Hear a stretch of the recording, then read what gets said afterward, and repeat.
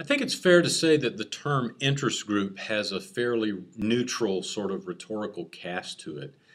Some people react negatively, especially when we talk about special interest groups, but most Americans don't really conjure up an evil image when they think about interest groups more generally. Now, on the other hand, the term lobbyist does usually provoke disgust when it comes up in conversation. And of course, the latter part of Berry and Wilcox deal pretty heavily with lobbyists, who are sort of the paid handmaidens of interest groups or organizations designed to serve interests of one sort or another. Now, once we understand what these people do, perhaps we can rehabilitate the position, or at least be open to some of the work that these people do. Maybe lobbyists are actually in a kind of a category like congressmen themselves. We deeply dislike Congress and the politicians who work there as a class of people, but of course we all tend to like very much our own specific congressperson who has an office 10 miles up the road. So, one of the useful elements of our book is its description of who lobbyists are and what they do. Now, they're almost always people with a considerable amount of specific knowledge in a particular field or industry. And they've usually gained that knowledge by just spending years working in and around the field. So, for example, a lobbyist for agribusiness is usually somebody who's worked his or her way up in an agribusiness company. Maybe they've been an R&D specialist or a manager or a lawyer for the company. Or maybe it's someone who's just helped regulate the industry from the government side of things. In any case, they usually do their lobbying work in the area of their expertise, and they can be deployed to do a great variety of things. So, for example, they might follow closely the legislative work of a committee in Congress, or they might assemble studies or reports of some sort that can be shared with other lobbyists, other people in the industry, or they could organize and host conferences or other kinds of groups that are working on the same issue. In essence, lobbyists help assemble the networks of people with the expertise and connections to make things happen in a particular area of policy or law. Now, Berry and Wilcox note that while lobbyist expertise is important, these folks rise or fall based really not so much on their expertise, but on their credibility.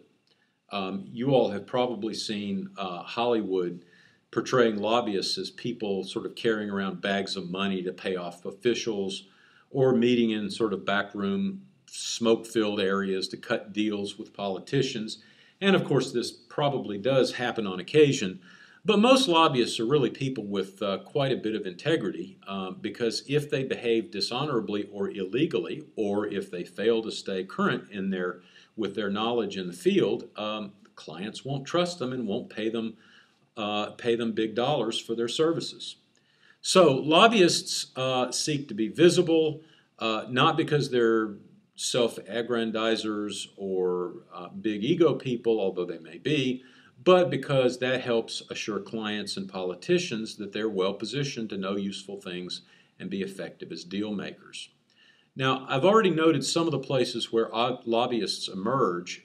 They often come from companies or organizations, or government, or law firms. Some of the most extensive and powerful law firms in Washington, D.C., in fact, are really full of people, most of them lawyers, who function as lobbyists. Big corporations in particular like to pay huge annual fees, sometimes in the millions of dollars, to be able to call on the top lobbyists in the nation to help them determine how to navigate some issues that come up, especially pertinent to the government and maybe tax policy and regulation policy. Now, a lot of Americans think of lobbying in terms of mobilizing massive numbers of people to phone Congress or write legislators or maybe even show up to Washington, D.C. itself for a demonstration. But those are all things that are relatively difficult to do, and they're not necessarily all that effective. So what a lot of lobbyists actually focus on is other kinds of techniques for influencing power brokers in Washington. One really popular way to do this is to fund and disseminate the results of research projects that are favorable to the interests being represented. Or another way is to orchestrate public relations campaigns, maybe through some kind of TV commercials or publications or documentaries.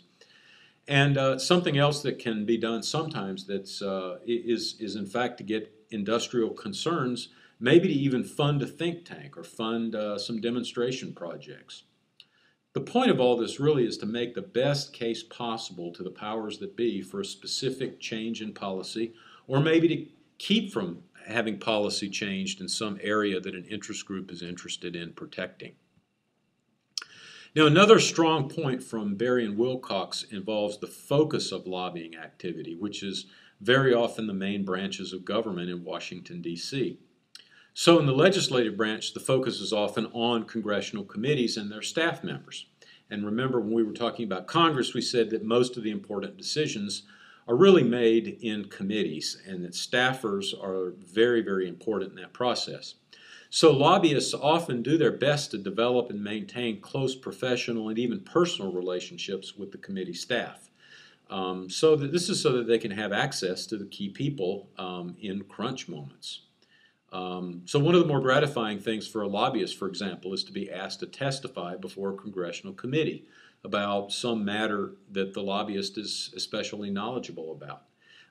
This is really a terrific way to gain visibility and prestige in the lobbying community.